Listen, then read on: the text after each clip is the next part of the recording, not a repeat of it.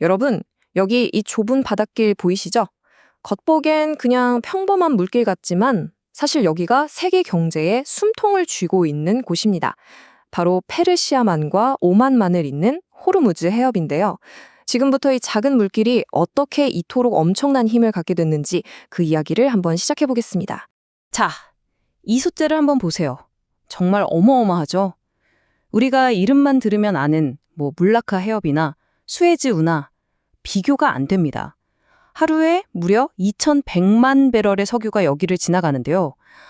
와, 이 정도면 다른 곳과는 그냥 차원이 다르다고 봐야죠. 맞습니다. 여기가 바로 세계에서 가장 중요한 바닷길이에요.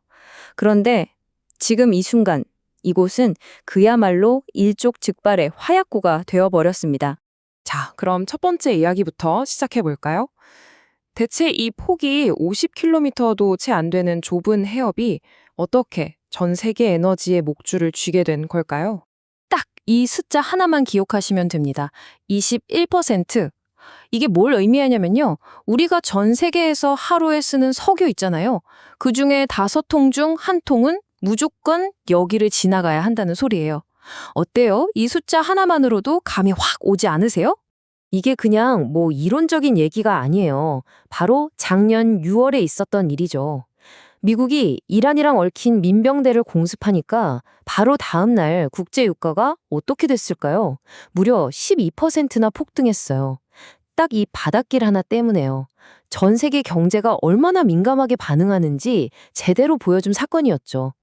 근데 사실 지금 벌어지는 이런 갈등들, 이게 어제 오늘 일이 아니에요. 수천 년 역사를 보면 이 해협은 늘 언제나 강대국들이 눈독을 들이던 바로 그곳이었습니다. 자, 이 타임라인을 한번 쭉 훑어볼까요? 와, 정말 까마득한 옛날, 기원전 3000년, 메소포타미아 문명 때부터 이미 중요한 무역로였고요. 페르시아 제국한테는 말 그대로 생명줄이었죠. 그러다 대항해 시대에는 포르투갈이 아시아 무역을 장악하려고 여기에 요새를 세웠고, 19세기에는 대영 제국이 인도로 가는 길목을 지키기 위해 지배했어요. 그러다가 20세기에 석유가 터지면서 이곳의 중요성은 그야말로 폭발해버린 겁니다. 13세기에 마르코 폴로가 이곳을 지나가면서 남긴 기록을 보면요. 온갖 향신료, 보석, 비단, 금을 실은 배들이 몰려들었다고 했어요. 상상이 가시나요? 정말 수천 년 전부터 이곳은 부와 기회가 넘쳐흐르는 곳이었던 거죠. 자, 그럼 이제 현대로 돌아와 볼까요? 근데 여기서 진짜 흥미로운 점이 있어요.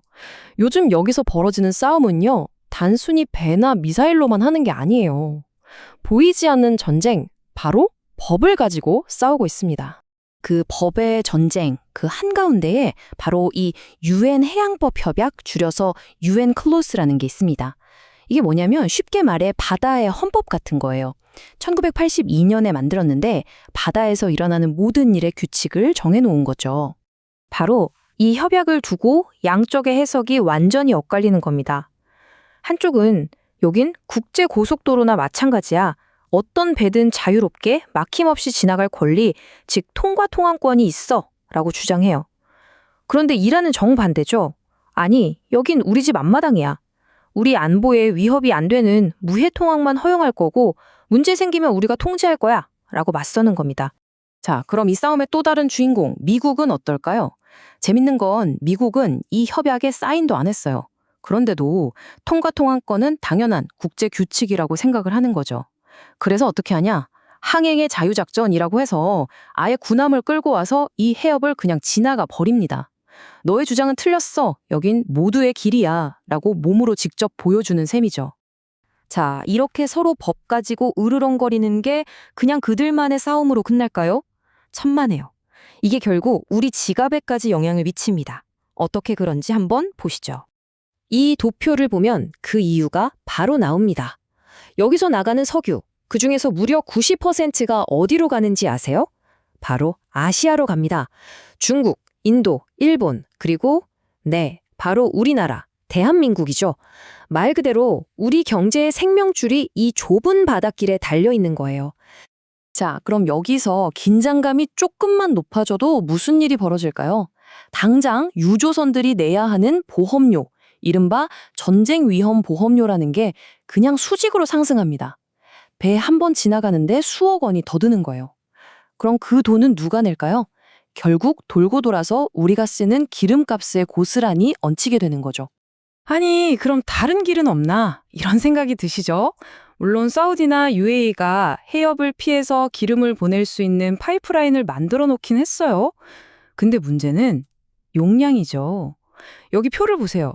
이 파이프라인들 용량을 다 합쳐도 호르무즈 해협으로 나가는 양의 3분의 1도 채 안 됩니다. 한마디로 택도 없는 거죠. 그러니까 이 파이프라인들은 뭐랄까, 그냥 임시 방편, 약간의 보험 같은 거지 절대 대안이 될 수는 없다는 겁니다. 결론은 명확하죠. 호르무즈 해협을 대체할 수 있는 건 사실상 없습니다. 이 병목 지점의 지위는 절대적인 거예요. 자, 그럼 이제 마지막으로 미래를 한번 내다보죠. 과연 이 불안한 안정을 계속 유지할 수 있을까요? 특히 낡은 법과 규칙이 요즘의 새로운 위협들을 과연 감당할 수 있을지 그 문제를 한번 짚어보겠습니다. 요즘 위협은 예전처럼 큰 군함끼리 꽝 하고 부딪히는 그런 게 아니에요. 훨씬 더 까다롭죠. 갑자기 튀어나오는 작은 고속정이나 자폭 드론, 바닷속에 몰래 숨겨놓은 기뢰, 아니면 밤중에 슬쩍 유조선에 구멍을 내는 식의 공격들. 게다가 언제 충돌할지 모르는 각국 해군들이 서로 으르렁대면서 아슬아슬하게 스쳐 지나가고 있죠. 정말 예측 불가능한 상황의 연속입니다. 물론 이걸 그냥 손 놓고 보고만 있는 건 아닙니다. 미국이 주도해서 여러 나라가 함께하는 센티넬 작전 같은 것도 있고 유럽연합도 자체적으로 감시 활동을 벌이고 있어요. 어떻게든 안전을 지켜보려는 거죠. 하지만 아까 봤잖아요. 서로 법 해석도 다르고 정치적으로도 너무 민감한 곳이라 이런 노력들을 힘을 쓰기가 참 어려운 게 현실입니다. 자, 오늘 이야기의 마지막입니다. 이 질문을 한번 던져보고 싶네요. 20세기에 만들어진 어떻게 보면 낡은 법이라는 지도를 가지고 모든 게 실시간으로 얽혀 돌아가는 이 21세기의 복잡한 경제 전쟁에서 과연 우리가 길을 잃지 않을 수 있을까요? 호르무즈 해협은 지금 이 순간에도 우리에게 묻고 있습니다. 빨리 답을 찾지 않으면 정말 큰일이 날 거라고요.